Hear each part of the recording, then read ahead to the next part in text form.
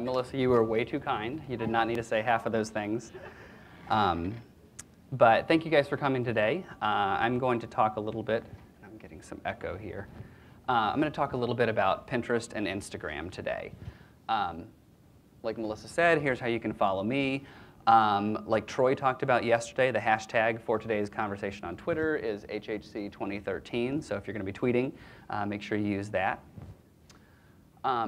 If you're interested in checking out this presentation later, it's already up online. This is the shortened URL, the bit.ly link to get to that. So write that down. It's all lowercase letters. And then you can take a look at this later, so you may not need to take as many notes as you might otherwise do.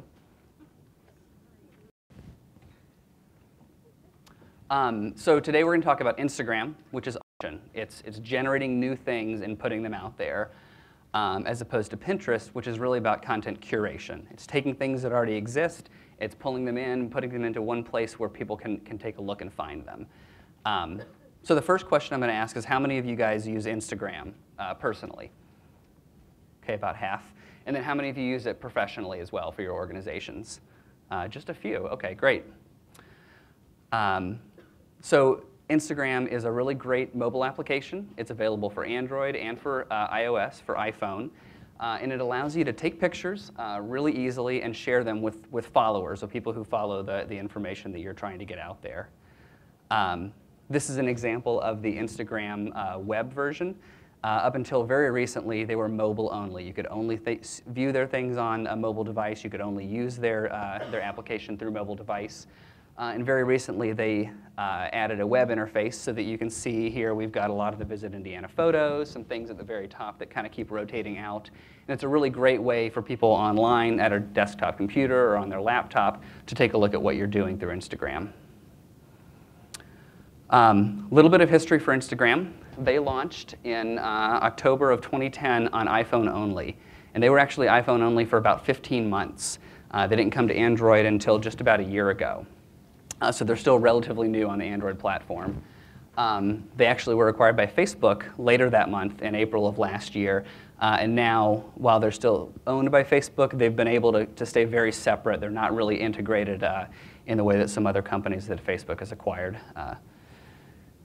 And just last month, so just a few days ago, they finally reached 100 million active users, which is about the 10th the size of Facebook now.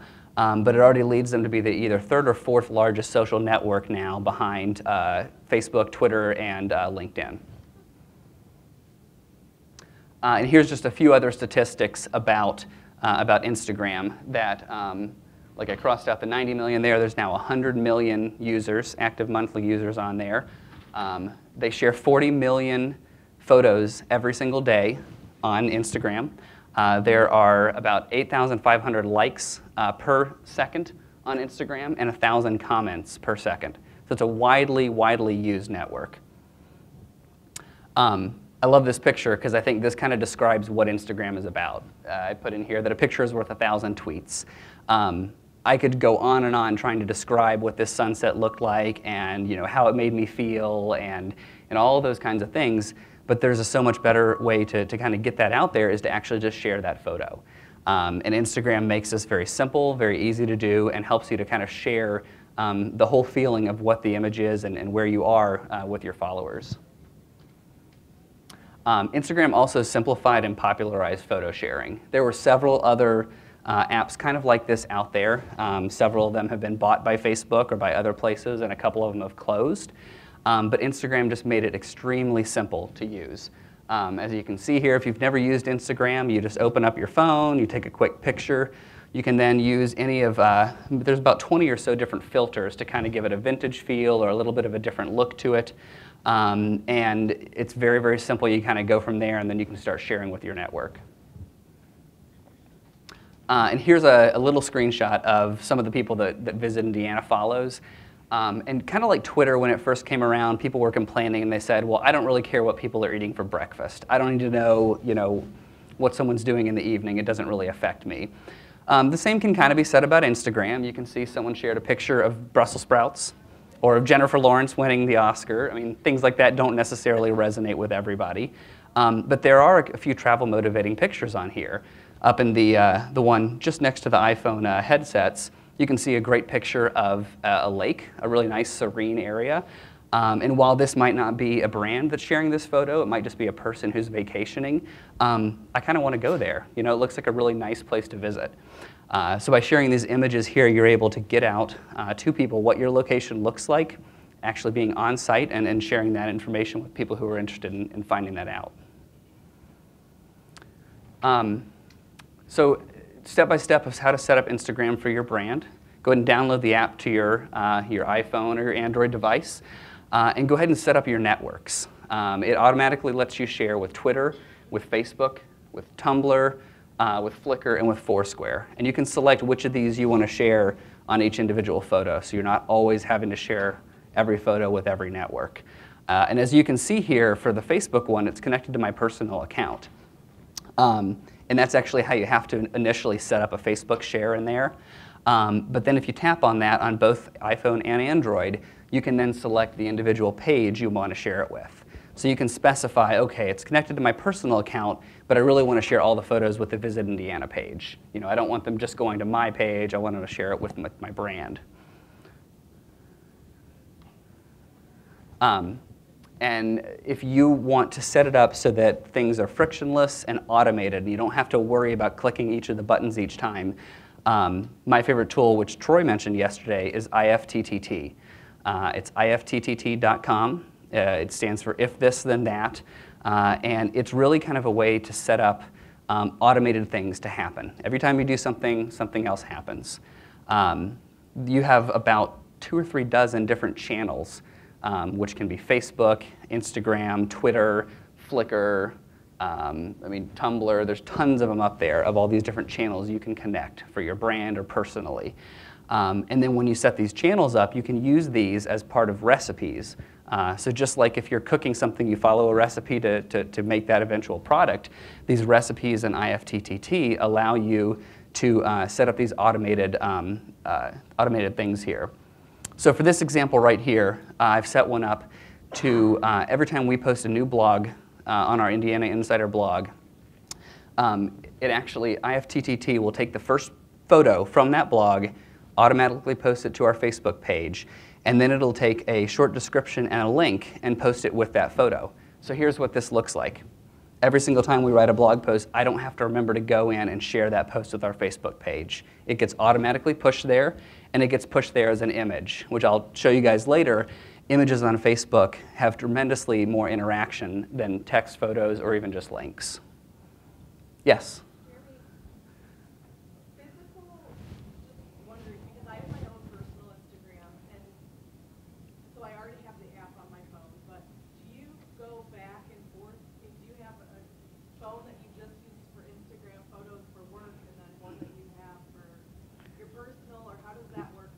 So, how do you manage your 2 Instagram accounts on one apparatus? Right, yeah, so the question was how do you manage 2 instances of Instagram on one device? And the short answer is you have to log in and out. So, you know, if I'm managing my personal Instagram account and then my brand, I've got to log back and forth if I'm using my one phone. What I actually did for a long time was I used like my iPod Touch or my iPad, and that was my work device. So I would take a picture with my phone, I'd email it to myself, and then I'll do it all through my iPod Touch or my other device. And then that way I had them set up so that each account stayed on each device. Obviously, if you only have one, you've got to go back and forth. So there's not an easy way yet of switching between accounts. And realistically, with Facebook, I don't know that there's going to be. I think if they were owned by Twitter, Twitter would probably integrate a multiple account thing, because I believe on the Twitter app, you can do multiple accounts. But with Facebook, Facebook is all about one account, who you are, you know, individual. So I don't see them really coming out with a multiple account feature. You're welcome. Another one that I've set up here is for Instagram. So every single time I take an Instagram photo, it's automatically going to push that forward to Twitter. Again, this is something you can do with Instagram, but this just makes it simpler. I don't have to tap each individual sharing icon. I just know every time I take a photo with the Visit Indiana account, yes, I want it pushed to Twitter. And so it does that for me. And this is one I actually mentioned during Troy's presentation. I've set one up so that every single time someone takes a photo on Instagram, a public photo, and they use the Hoosiergram hashtag, which you can see over here in there. Every time they take that, I'm telling IFTTT to grab that photo and post it to our Tumblr account, which our Tumblr account is just a collection of a lot of different photos from us, from different organizations, and from people who just take pictures in Indiana and tag it with Hoosiergram. So this is a great way that we're able to kind of crowdsource images and get people to help us to build up our repertoire here of photos for people to take a look through when they're considering traveling to Indiana. And IFTTT can do limitless things. I mean, there's tons of recipes. You can share recipes you create with other people. You know, if there's something you want to do, I would just say Google how to do XYZ with IFTTT, and someone's probably done it. So how do you start getting interaction on Instagram? You know, you set up your account. How do you start getting people to interacting and doing things with you? One is by setting up a hashtag. Like I said, we've got this Hoosiergram hashtag here, and there's a couple screenshots you can see. On the left is a screenshot of a web app where you can see a lot of those photos, and on the right is what it looks like on the mobile device. And just so you know, every single one of these photos right here was not taken by us. It was taken by somebody else. It's either, I know Tasha from Bloomington does a lot of hashtagging there and sharing her photos. A lot of these are people that aren't even tourism related. They just like taking pictures of they're out and doing things. And so now we can share this hashtag really easily with people to see not only the photos we've taken, but ones that other people have taken as well. Another example is a conference I went to last year called the Social Media Tourism Symposium. And they had a hashtag. And they had 706 photos that were shared during the 2.5 days of that conference. The conference was in El Paso, and while a lot of the photos were taken of speakers and things during the conference, you can see here there's a lot of photos that were taken in the evenings during after the conference events. So this was a great way for the conference to help share not only what they do as an organization, but also highlight El Paso and what great things the city had to offer. Obviously, once you've taken your photos, you don't want to keep them on Instagram. You want to share them. One big benefit of Instagram is it really was developed as its own social network, though. So you have people who you can like, you can leave comments on different photos. You really can use Instagram as a self-contained network, but you're going to get the most bang for your buck if you start sharing all those photos with your other networks as well. So here's an example of last year in June.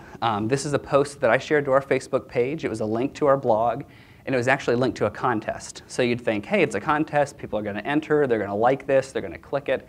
As you can see in the bottom, we had 1,300 people who saw the post. We had 4 people who liked it and 5 people who commented. And this is out of maybe 8,000 people who were fans of our page at the time. So decent numbers, not great, but they're okay. On the same day, I posted an Instagram photo that asked a question. And you can see we had 4,300 people who saw the post, 46 who liked it, 52 people who commented, and 14 people who shared it with their friends. So we had dramatically more sharing because it was a photo and because we asked a question about it. And in this case, we asked where this beautiful monastery was located in Indiana. So it really engaged people. People want to answer questions, especially things they know the answer to. And we just had dramatically more interaction by sharing a photo and asking that question. And I didn't pull the numbers from interaction on Instagram, but we had quite a bit of interaction there as well, people answering that question. This is actually an example from Pure Michigan. And I know if Troy were here today, he would fuss at me for using Michigan here. But they've done a really interesting things with Instagram, and I thought it'd be really worth sharing.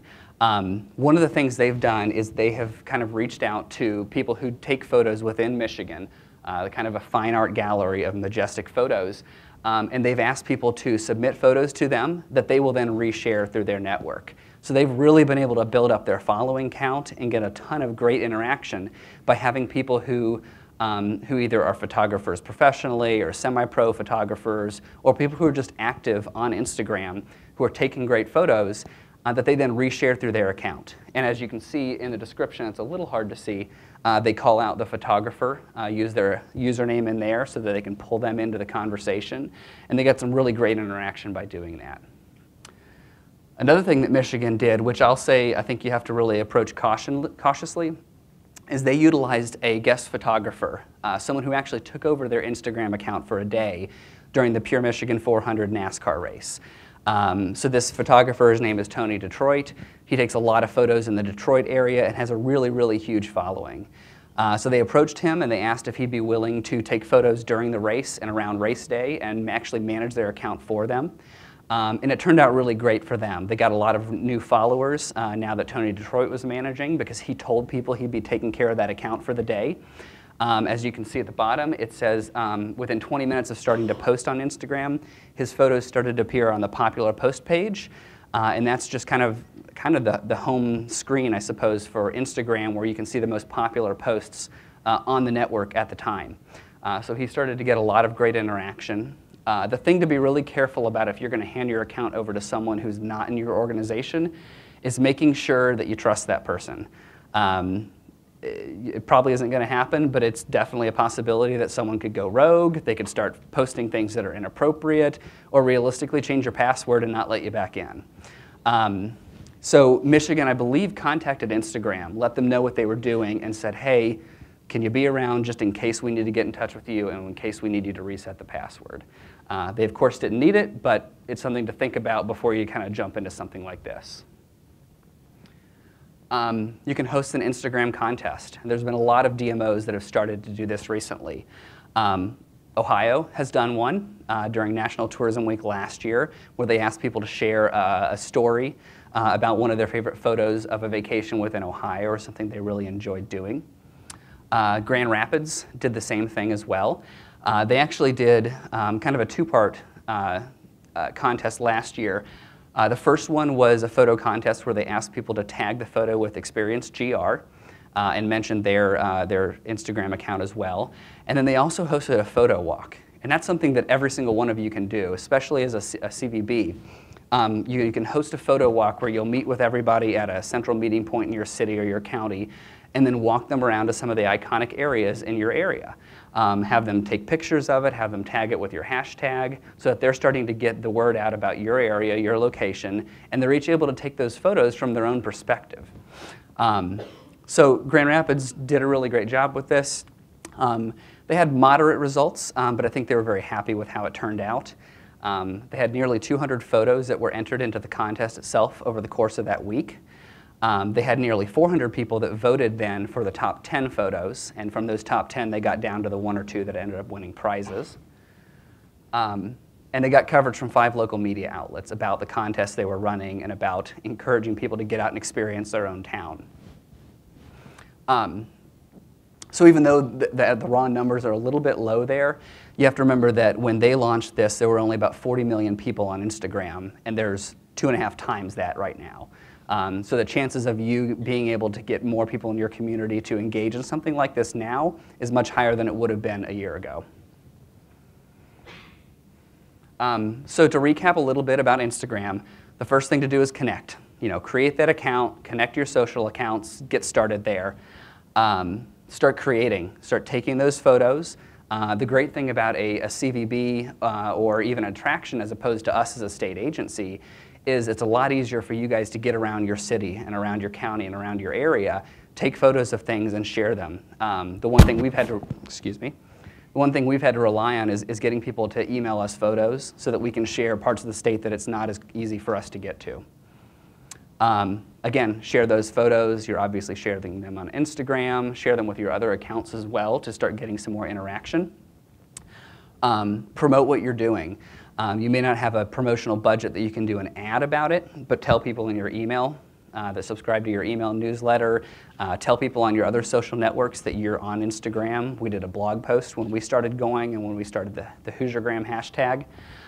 So let people know what you're doing and how they can get involved as well. And then finally, engage with your community, whether it's through a photo walk or a contest or something else or even creating a hashtag for your area. Encourage people to interact with your brand and with your area and realistically with the area where they live as well. Because the more people you have sharing where they live, it's just, there's more photos out there then to encourage other people to come and visit. Okay, so now on to Pinterest. How many people here are using Pinterest personally? All right, about half. And then how many people are using it for their business right now? Okay, so it looks like Pinterest is a little more used so far than Instagram is. And most of you probably do know what Pinterest is, but if you don't, it's basically a visual bookmarking website. It kind of picks up where things like Delicious and other social bookmarking websites left off. Those were more about sharing links and kind of having a catalog of links that you really wanted to come back to. Pinterest is about sharing visual interests. Pinterest is something that can be inspirational and also aspirational. So while I may never visit this great lake down here in the bottom left there, it's somewhere in British Columbia, I believe. I may never visit that lake, but that's the kind of place I want to go on vacation. And I can then look for other things like that to find a vacation area that's going to suit what I'm looking for. And all these photos and these last 3 slides are all from me doing a search for lake vacation. So you've got all types of different things in here, people who've tagged them or mentioned lake vacation in those pins. And here's an example of the Visit Indiana Pinterest account. And basically what you do is you divide all of these different pins or these links into boards. The boards can be category-based. They can really be whatever you want them to be. We've divided them into some categories like Indiana experiences, family fun in Indiana, a beautiful Indiana, which is just photos we really love, Indiana artisan products, so the artisan campaign, we're able to kind of share people who make artisans or artisan products in Indiana. And so you just divide them into those different categories so that people can easily search for the types of things they're looking for. So there's a few stats about Pinterest. They're not quite as open with their raw numbers as Instagram is.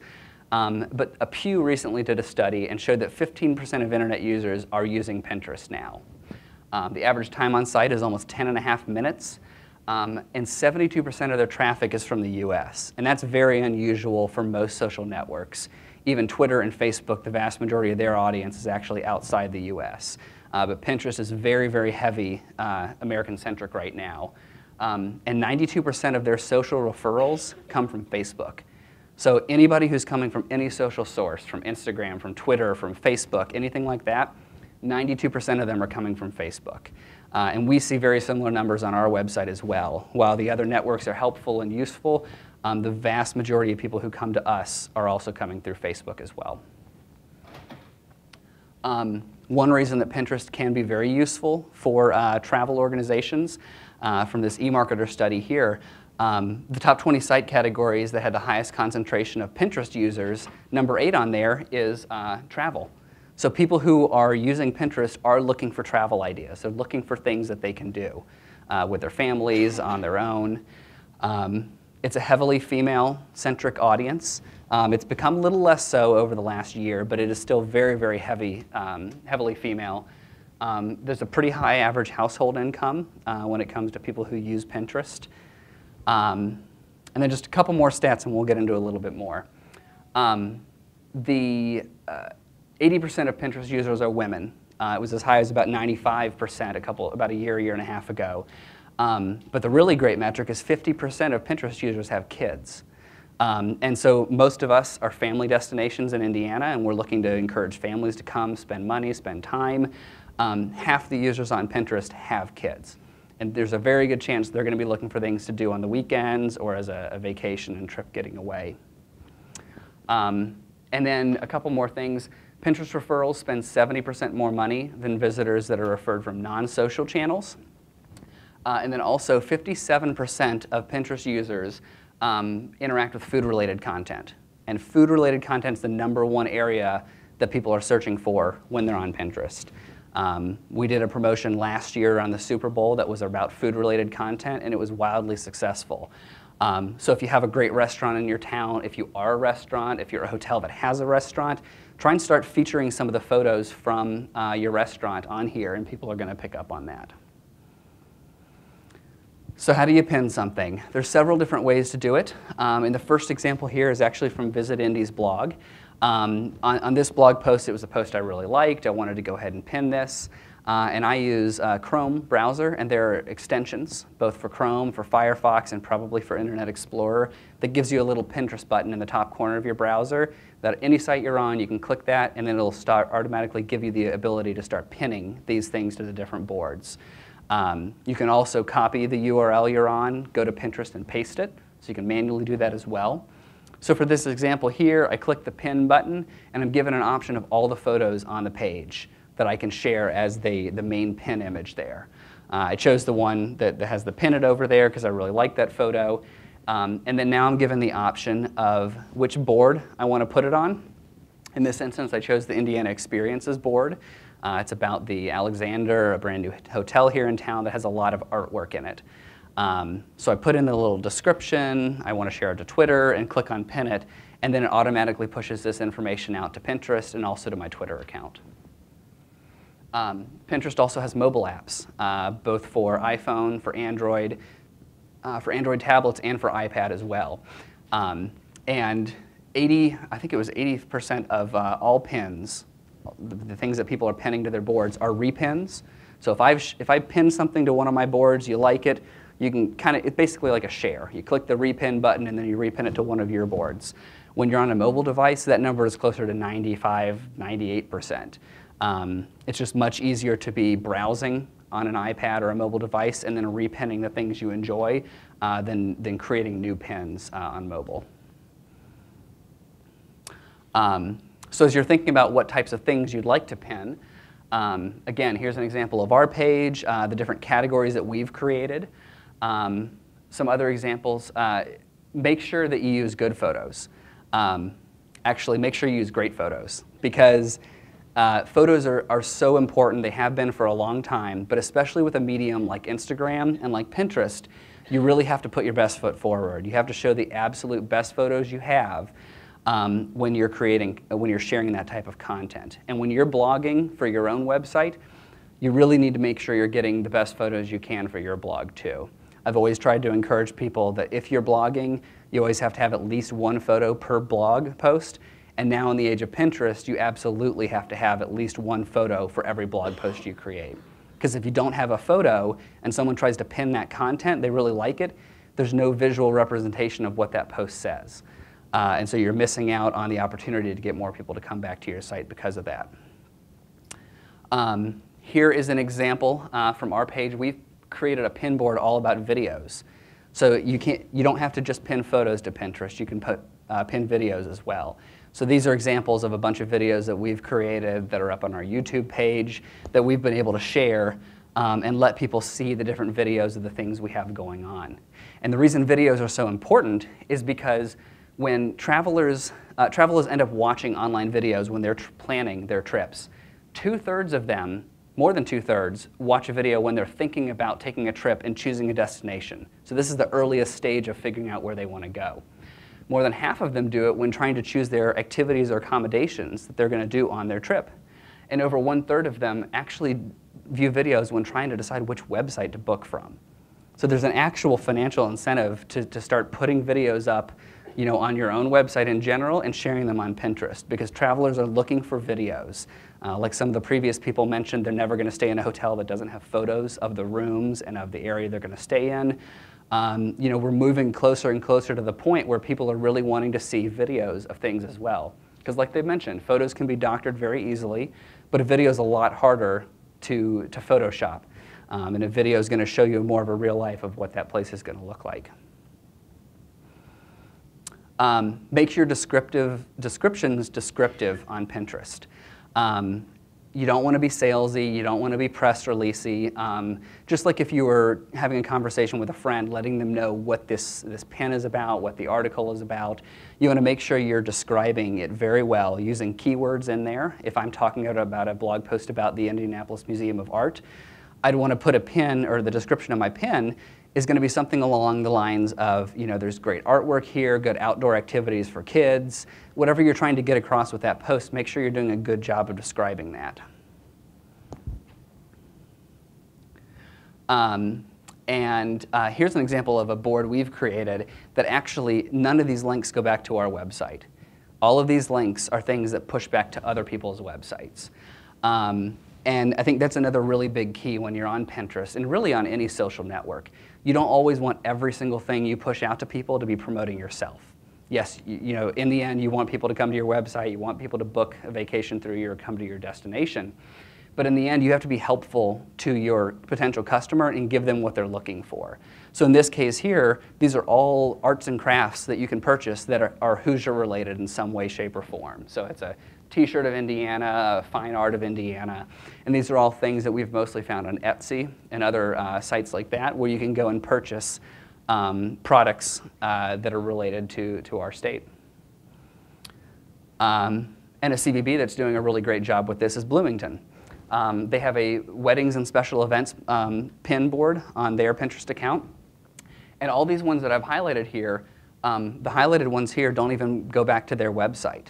You know, they may not actually be the experts in weddings and special events in Bloomington, but the photographers that they've linked to know what they're doing. The event hosting places in town that they've linked to, they're the people who really are going to be the experts in planning a wedding in Bloomington. So if you're looking here for wedding inspiration ideas, Bloomington's doing a great job of sharing with you the information that will be helpful in your search, not just information that's going to bring you back to their website and maybe be frustrated because it doesn't have what you're looking for.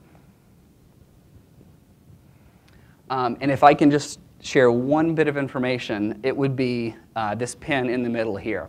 So I did a quick search of 10 things to do with your kids. Looking at all the photos here, which one do you think I'm going to click on? Obviously, other than the fact that I've highlighted it. But you know, which one of these would you click on if you saw all these images? You know, I'm guessing that you're probably going to click on the one that actually literally says top 10 things to do with your kids this week. It's a very easy thing to do. There's tons of applications for mobile apps that allow you to overlay text over a photo or an image. You can do it on Microsoft Paint. It doesn't even have to be something expensive. But if you create a blog post about 10 things to do with your kids, and you make that first photo on there, an image that you overlay that text on, that's immediately going to draw people's eyes, and it's going to be much more likely that they're going to click on that link than any of the other links. You've got a link of, you know, a cute girl and a boy catching butterflies and kids drawing in chalk, and those are great images, and maybe in the absence of this middle one here, I might click on one of those. But if I'm scanning through, the one that tells me what that link's going to be is the one I'm going to click on. So how can you use Pinterest?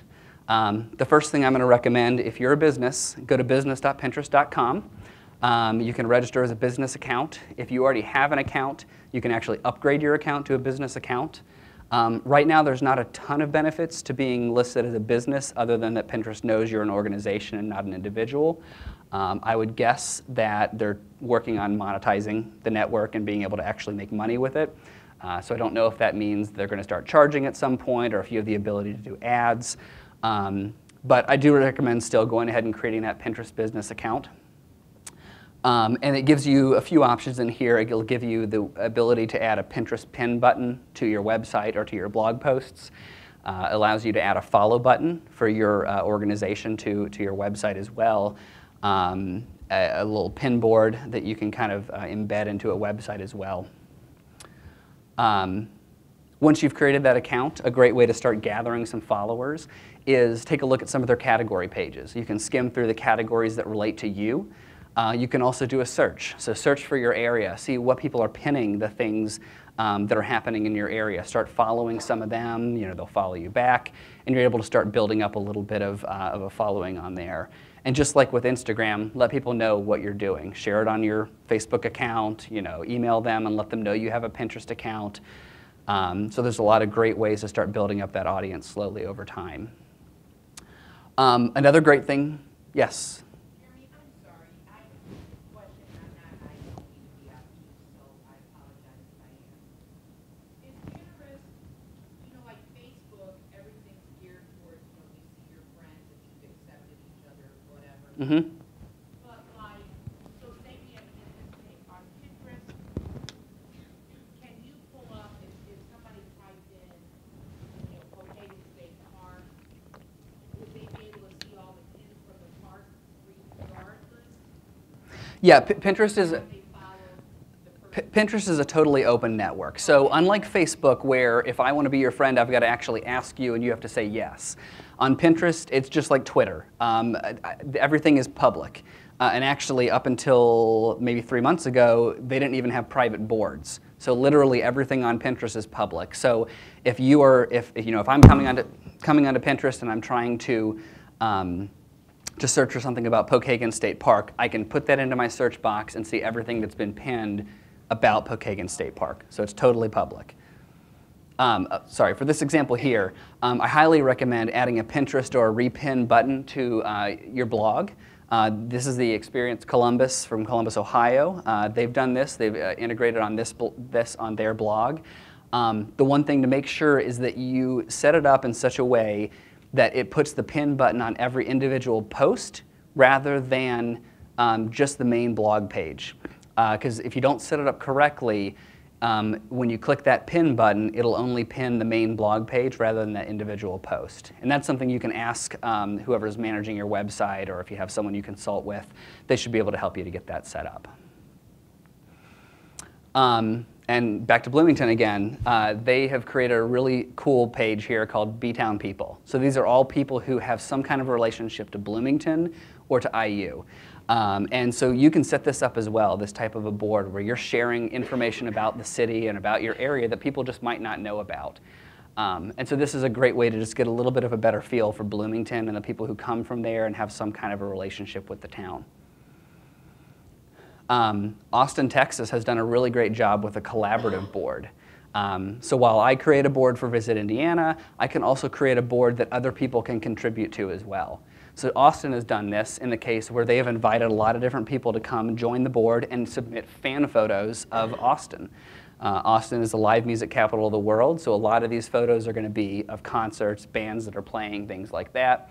But you can see they've got some pretty good interaction, a lot of people that are sharing different photos of what they think of Austin. So this would be a great way to engage your community as well, is telling people, hey, we've got a collaborative board about the best things about Lafayette. And we want you to contribute to this board and share some of your favorite things that you do, whether it's with your family or just things you love about the city. Pinterest now has secret boards. This was a feature that was very much requested for a long time, relatively long time. And back in November, I believe they finally released this. So like I said earlier, Pinterest is totally public. And there were several relatively high-profile incidences of, let's say, a woman has a Pinterest account, she's pinning great decorating ideas, and then all of a sudden she starts pinning ideas for a nursery or pinning ideas for baby names and things like that, but nobody knows she's expecting yet. And so when people starting to look on here, they start seeing all this, they start realizing something that maybe she didn't want to get out yet. And the way you can use this for an organization is for internal collaboration. If you are working on rebranding or repositioning your office and what you do, if you are working on setting up a big event that isn't public yet, you can still create these secret boards, share them with internal collaborators within your office or your agency, and share your ideas, your suggestions, maybe what you want the event to look like, or ideas of brands or a website redesign that you really like. And you can share these and keep them private, so that not just everybody on Pinterest can see what you're working on. And then you can release your brand, your website, whatever it is at the time you're ready to, as opposed to having people figure out what you're doing before you're ready to share that. And then I have a secret Pinterest tip. Some of you may know this, but if you go to pinterest.com/source/your URL, so whatever your website URL, and for here I use the home of Purdue as the example, you can then see everybody who has pinned something from your website. So if you want to know, hey, is my content something that people are even sharing on Pinterest? You go to the pinterest.com/source/homeofpurdue.com, and you can see everything that people are sharing from your domain. The great thing about this one, because I went through and was looking at a few different websites to find the right screenshot to use, and the Home of Purdue one, they had a really great mix of, yes, their organization was sharing pins, but they had a lot of people who were individually sharing their pins as well. So it wasn't just the CVB who was sharing information about their website. Other people were finding it informative and useful as well. So contests. I talked about contests for Instagram. Pinterest contests can be useful as well. And the Asheville, North Carolina CVB did a contest around the holidays this past year. And I will say it is very involved. You know, what they asked people to do, there were a lot of steps to it, and you had to really be involved, you know, to really be dedicated to enter this one. They first asked you to follow the Visit Asheville page on Pinterest. They wanted you to create your own board called Spice Up Your Holidays, which was the name of their promotion. After you did that, they wanted you to repin this page to kind of tell people about the contest, plus 4 other holiday tips from their board, and then at least 5 other holiday-inspired ideas of your own. And then after all that, you needed to go back to the home page or back to their contest entry page and paste the full URL of that board to here so they'd know for sure you had entered. So it was a multi-step process. It really did involve a lot of work to actually have this happen. And in cases like this, you're definitely going to see a lot fewer raw numbers of people entering. It's not as easy as, hey, retweet this message to enter, or put your email and name here and you'll be entered to win. The benefit, though, is you're getting people who are so much more engaged with your brand and what you're doing. If someone's having to go through all these steps to enter a contest, they're likely a lot more interested in what you're offering than just the prize. And so their social media person, Dell, had told me that they grew their fan base a little bit, not a huge jump, but a decent increase. But the biggest win for them was the number of page views and the backlinks to their website that they saw. So they saw a tremendous amount of engagement through Pinterest and pushing people back to the Asheville website through this promotion. Now, Pinterest is still one of their top 10 referring sites since they started this promotion. So they've really been able to see Pinterest become a better avenue for them to start promoting what they do. So at the end of the day, as you are getting started with this, someone's always going to ask, well, how do I track this? How do I start getting information about, how many pins I have, how many likes, how many comments? Up until yesterday, actually, there are not a lot of great free ways to do this. Pinfluencer is one paid option, and they have a really good product. It gives you a lot of different options. Like you can see, you can do promotions through them. They have analytics, content management, which allows you to schedule when you're pinning content, and then data about the audience and people who are repinning and following your boards. Curate is another really great option. It is a paid option as well. We did a little bit of a test run with them about 6 or 8 months ago, and it was a great product. We just didn't have the money at the time to keep going with them.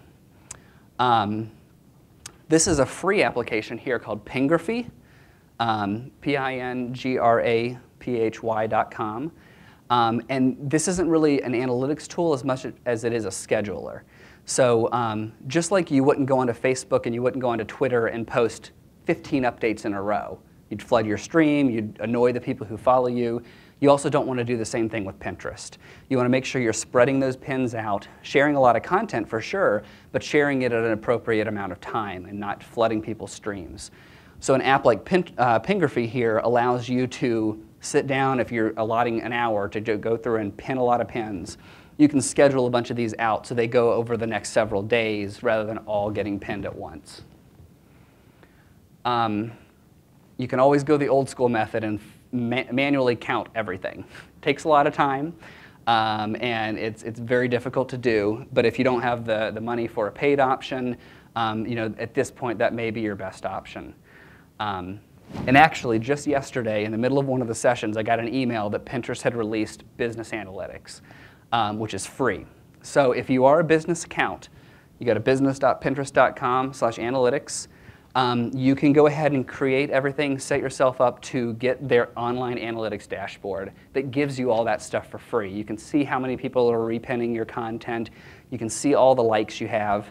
The one caveat to that is you have to have your web page verified. And really all that requires is that they give you either a snippet of code or a file to basically install on your website. So you'll have to give that to your web developers and ask them to do that for you. And then Pinterest just double checks to make sure that, yes, you do own that domain that you're claiming to own, that you actually are that business owner. And if you do that, you've got that business account, then you can go ahead and start using their analytics. And then I, of course, highly recommend hooking up taking a look at Pinterest traffic through Google Analytics, Web Trends, whatever your back-end analytics is for your website. That's going to give you the best internal traffic metrics. It's going to help you to know how much traffic Pinterest is pushing to you, how long those people are staying at your site, how much interaction they're getting on your website as well. And if you've already got Google Analytics or Web Trends set up, it's already ready for you. You just go in and you search for Pinterest as a referral source, and you've got that data ready. So to recap here, really just like Instagram, connect. Create that account. Start connecting your social profiles to it so that you can share those through that. Start curating that content. Share your own content, absolutely. Share your blog posts, share interesting pages on your website, but also find great things from around the web that relates to your destination. Maybe it's a restaurant website in your city. Maybe it's a blog that someone from the Chicago Sun-Times wrote about your destination. Share that on your Pinterest account as well. Share. So make sure you're sharing Pinterest again outside of just Pinterest. Share it on Facebook. Share it on Twitter. Let your email followers know you have an account that they can start following as well. Promote it. Let people know what you're doing. Let people know how they can follow you. And then engage with your community, whether it's through a contest like Asheville did, or whether you get creative and come up with something on your own. Do a collaborative board for people who are in your area and let them start sharing content as well. Pinterest is all about curation and letting yourself gather some great stuff and letting other people do some of the work for you too. So a final tip, and this applies not just to Pinterest and Instagram, but really any social network or social utility you're looking into. Make sure you're using them personally before you ever start up an account for your business. Especially when you get into something like Instagram and like Pinterest, it's really important to know what the communities are like and how they respond to things.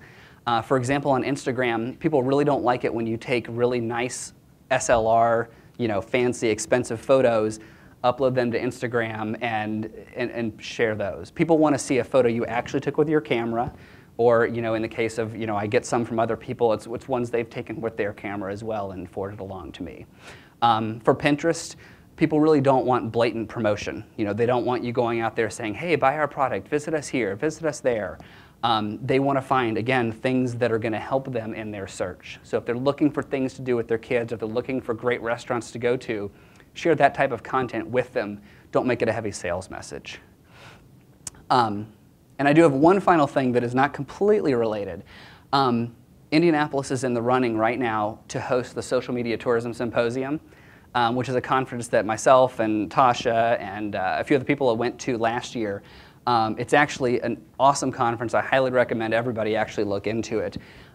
It's a conference all about social media in the tourism space. People from all over the country, even all over the world, are coming to this conference to collaborate and learn together. So Indianapolis is in the running, and the voting starts at noon today and ends noon on Friday. So if you go to this website, you can write this one down. Again, it's all lowercase, so make sure you do that. But if you go to this website, you can vote for Indianapolis. I'd love it if you'd share it with your friends, help Indianapolis to land this great conference. Not only is it a great way to highlight Indiana and the city itself, but it's a great way to kind of just get the word out about what we do as a state and that we're more than just a flyover. Like I said, last year it was hosted in El Paso. I don't think anybody there had ever been to El Paso before the conference. And when they left, everyone really enjoyed their time there. So again, not totally related, but I want you to go at least look into that and think about voting for Indy. Does anybody have any questions? Go back one. Okay. Yeah, 'cause we've got about 10 minutes. We can all pull it up right now. Yes. And in 10 minutes, everyone can just percent. Exactly. And like I said, the presentation is available online right now. So if you ever want to go back and take a look at it again, you're more than welcome to do that. We've got 12 Stars Media is recording this for us. So in about a week or so, we're going to have this up on our website as well. So you can watch the presentation again if you're interested in that.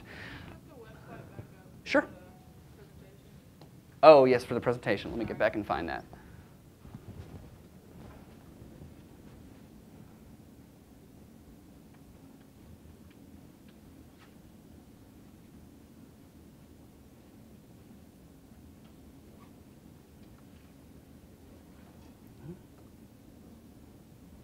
So there's the URL for the presentation if you guys would like to take a look at that. Are there any questions at all? Yes? I just have a comment. A while back, I read a blog post from a travel industry professional, and that really made an impact on me. And as we kind of pick and choose what social media we spend our time on, this blog post was all about how Pinterest is especially relevant for destinations because it's really geared towards wish lists and planning and finding something that you might go back to later, and so especially relevant for destinations. And I was just trying to like, where did that article come from? And totally just found it. It was from Troy. That he Okay. wrote, like a year ago. That's funny. I'm like, how things in our 2 days today have kind of made a good full circle. So I thought that was good. Because Troy was our speaker yesterday. Yeah, and just to recap that, Jocelyn mentioned that Troy, our speaker from yesterday, had written a blog post a year ago talking about how maybe not like of all networks, but Pinterest is a really great one for travel because it is so, like I mentioned, it's all about being inspired. It's like inspirational and aspirational things you want to do. It's about creating these kind of wish lists of places you want to go, things you want to do. And since it's all completely visual, like that should, if for no other reason, the visual nature of it, I think, should encourage you to start thinking about getting involved there. Because people really want to see a photo of where they're going to be going and the places they're going to be eating at and staying.